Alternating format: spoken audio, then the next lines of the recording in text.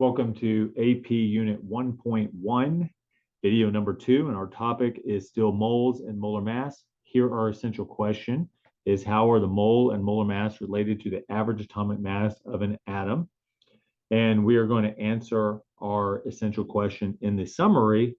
And in order to answer the essential question, we're going to look at our main ideas / questions / prompts, and you're going to use those ideas in answering the essential question in the summary.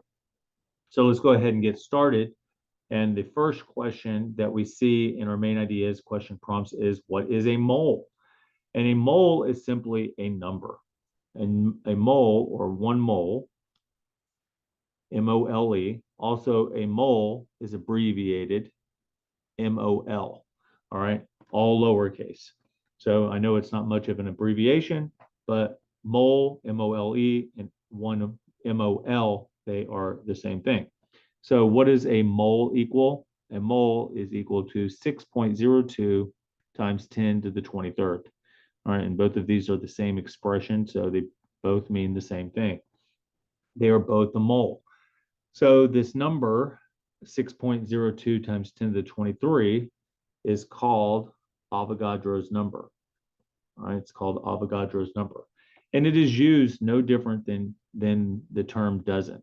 So if I said I have 1 dozen, we know that number equals 12. 1 mole equals 6.02 times 10 to the 23rd. So if I say I have 1 mole of paper clips, that means I have 6.02 times 10 to the 23rd paper clips. If I say I have a dozen paper clips, that means I have 12 paper clips. So it is just a term used to describe a number. And another term for the mole is Avogadro's number, or 6.02 times 10 to the 23rd. So in particular, when we say Avogadro's number, you must use 6.02 times 10 to the 23rd. But 1 mole is equal to that value. Okay, so let's go to our next question. How is the mole used to convert average atomic mass in AMU to grams? Well, we're going to use carbon as our example. So we see we have our carbon tile here from the periodic table, just from this part right here, just amplified. And what we see is here we have our atomic number. We should be familiar with this from the last video, our symbol, and then we have our average atomic mass, right? And we said this could be the relative atomic mass because it doesn't have any units, but we're going to call it the average atomic mass and say that it's expressed in atomic mass units. And so we know that if we have a single atom of carbon, so 1 atom of carbon is equal to 12.011 average atomic mass units. And what Avogadro found, which is from, this is why we named this number Avogadro's number, is that if we have 6.02 times 10 to the 23rd atoms of carbon, that this value, this numerical value, the magnitude of this measurement is going to be expressed the exact same magnitude, but in the unit grams. And so if we have 6.02 times 10 to the 23rd atoms of carbon, then we will have 12.011 grams of carbon. Another way of saying this is if we have 1 mole of carbon, that is equal to 12.011 grams of carbon. And so we say this expression right here, or we can say it this way, 12.011 grams per mole of carbon. This is equal to our molar mass, or scroll down here, or the mass of 1 mole of carbon is the molar mass. So now we know what the molar mass is. It's the mass of 1 mole of carbon. And so we know that any of these values expressed as average atomic mass It doesn't matter where we're looking. We use our periodic table. Any of these values expressed as average atomic mass is the mass of 1 mole of that particular atom. So if we have 6.02 times 10 to the 23rd atoms of cobalt, then we will have 58.933 grams of cobalt. And that's just as simple as that is.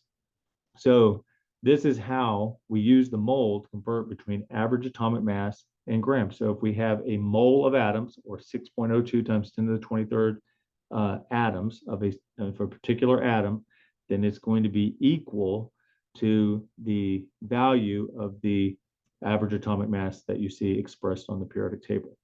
All right, and so now we will refer to that value as the molar mass of that atom. So if I ask you, what is the molar mass of carbon, you would say 12.011 grams per mole. If I ask you, what is the molar mass of sulfur, you would say it is 32.06 grams of sulfur.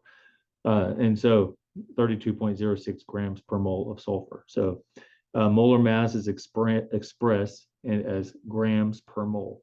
And that means that we have 12.011 grams of carbon for every 1 mole of carbon. All right, so that's all that it means. So we can say the same thing for hydrogen. Hydrogen, we see that the relative atomic mass or average atomic mass was 1.008. But if we have Avogadro's number, so if we have Avogadro's number of atoms of hydrogen, so 6.02 times 10 to the 23rd atoms of hydrogen is not equal to 12.011 grams, because that value is specific to what element? Carbon. So if we have this many number of atoms of hydrogen, then we have 1.008 grams of hydrogen.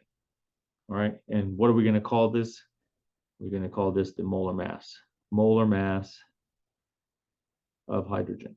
And we would say, in particular, 1.008 grams of hydrogen is equal to 1 mole of hydrogen. All right, and so we see the grams per mole ratio. It is a ratio relating mass to moles or grams to moles. So that is very, very important. Okay, so that brings us to our next question is, what is molar mass and what is its practical application in chemistry? So we need to be able to look at samples in the lab, and quite frankly, we are not going to even be able to see or use any instrumentation to detect a sample as small as a single atom. And in fact, we're largely working with many atoms, and this is why we have the unit mole in the first place, because this allows us to actually see what we're working with and measure what we're working with. So we can use the molar mass, right, to help us prepare a solution, to measure the mass of the reactants we use in a reaction, to measure our product yields. So if we have a reaction and we want to know how much of that product that we yielded, we can put that on a scale, determine the mass, and then relate that to the number of moles, and therefore to the number of atoms that we had produced. And so there's many other applications, but really we just need to be able to measure using a balance, and usually that's going to be in grams. All right, and so we need to have a value that takes us from the mass of a substance to the number of atoms in that substance. Otherwise, in order to determine the number of atoms that you had in a chemical reaction, we'd have to count them, and that would be an insane task. We can't spend the time to count the number of atoms in a large enough sample to yield a visible or tangible result. So another reason why we use molar mass is for conversions, all right? And these conversions are used in the lab for what, as I just described. So let's see what happens if we have 3.01 times 10 to the 23rd atoms of carbon.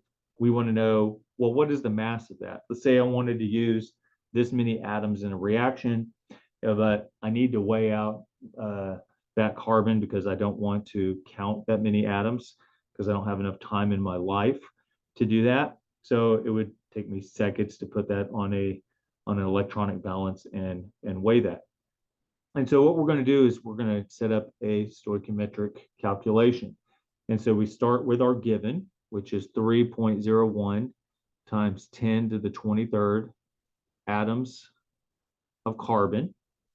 And then we are going to use our molar mass of carbon as a conversion factor, right? And as a matter of fact, we're going to use Avogadro's number as a conversion factor and then our molar mass as a conversion factor. So we know, let's go back up to the top, that 1 mole of anything is equal to Avogadro's number. All right, here we're talking about atoms. So we can say that we have 6.02 times 10 to the 23rd atoms of carbon is equal to what? 1 mole of carbon. And then if we want to relate that to mass, we can say that 1 mole of carbon is what mass? Where are we going to find that value? We go to our periodic table. There it is here, but we'll look at it here. And we know that 12.011 grams of carbon is equal to 1 mole. And so now all we have to do is put this in our calculator, and we see that we're going to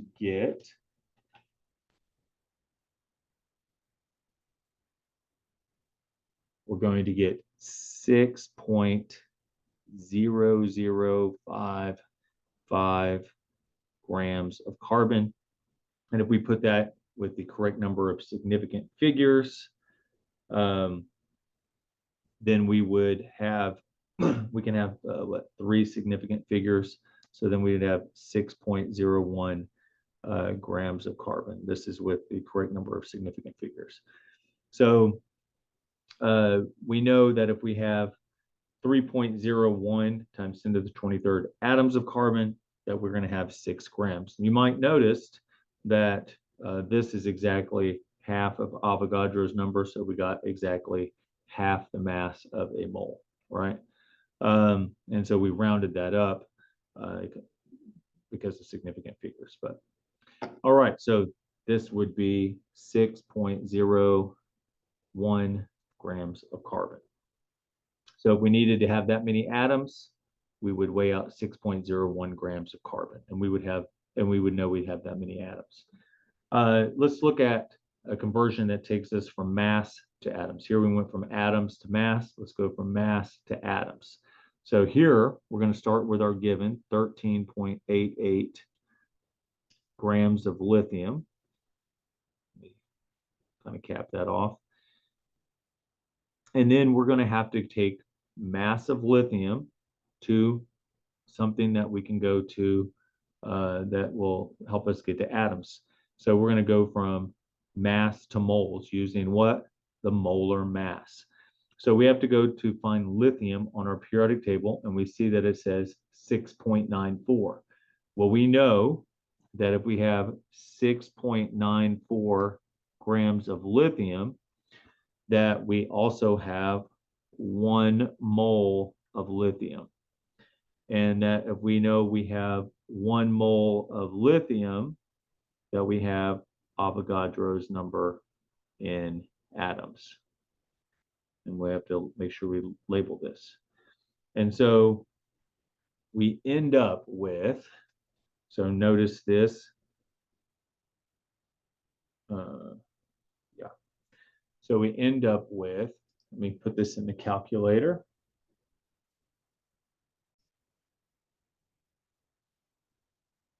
1.204 times 10 to the 24 atoms of lithium. All right. And so we can have 4 significant figures, and it looks like that's what we have. So this will be 1.204 times 10 to the 24 atoms of lithium. And if I wanted to put that in moles, we might have noticed that that would be 2 moles. All right, and let's look at another example where we're going from mass to moles. And this is a little more common problem. We just go from mass to moles, if we're especially in the lab. So let's take a look at these values. And so what we're going to do first is start with our given. We have 11.495 grams of sodium. And we just need to go find the molar mass of sodium on our periodic table. And so let's go find sodium on our periodic table, and we see that it is 22.990. So we'll put in 22.990 grams of sodium is equal to 1 mole of sodium. And so we are done with our calculation there. So we have 11.495 divided by 22.990, and we end up with 0.5 moles of sodium. And here we have 5 significant figures that come out to be exactly 0.5, so 0.5000. All right, and that would be 4 significant figures. And so those conversion, we're using our conversion factors that we found from our theory here. One of them is that the mole is equal to Avogadro's number, or 6.02 times 10 to the 23rd. And then the other is that we can relate the mole of and the mass of an atom using the average atomic mass value, or the molar, what we're going to call the molar mass, because if we have Avogadro's number of those particular atoms, then the average atomic mass numerical value is equal to the mass of that atom if there were 1 mole of that atom present. So 1 mole of carbon, for instance, is equal to 12.011 grams, because if we have Avogadro's number and carbon atoms, then we have exactly 12.011 grams. Okay, so the last part is, what is the molar mass of methane? So we're asking, how is the molar mass of the compound calculated? So I'm just giving you an example here. So this is of a compound, not just an atom. So we need to be able to find maybe how many molecules of methane, and we're going to have to know the molar mass of methane, and it is made up of several atoms. It's made up of 1 carbon and 4 hydrogen atoms. So what you're doing is, first you're going to break apart your molecule into, or formula unit, in this case it's a molecule, into its components, and the components are carbon and hydrogen. So this is the type. And then you're going to determine the number. How many carbon do we have in CH4? 1. How many hydrogen do you have in CH4? 4. And then you're going to just multiply them by the molar mass. So carbon has a molar mass of 12.011 grams, and hydrogen has a molar mass of 1.008 grams per mole. We'll say grams per mole. All right. So where am I getting these values from? Well, you should know by now that I'm getting these values from the periodic table: carbon 12.001 or 12.011, hydrogen 1.008. If you're using the AP periodic table, use the values off your AP periodic table and not ptable.com, as that's what you're going to be tested on. So now all we have to do is place these. We do our multiplication. So this is 12.011 grams per mole. And then we have hydrogen, which is 1.008 times 4. And you're going to get 4.032 grams per mole. And then what we do is add those. And so we end up with, whoops, I didn't get that in there.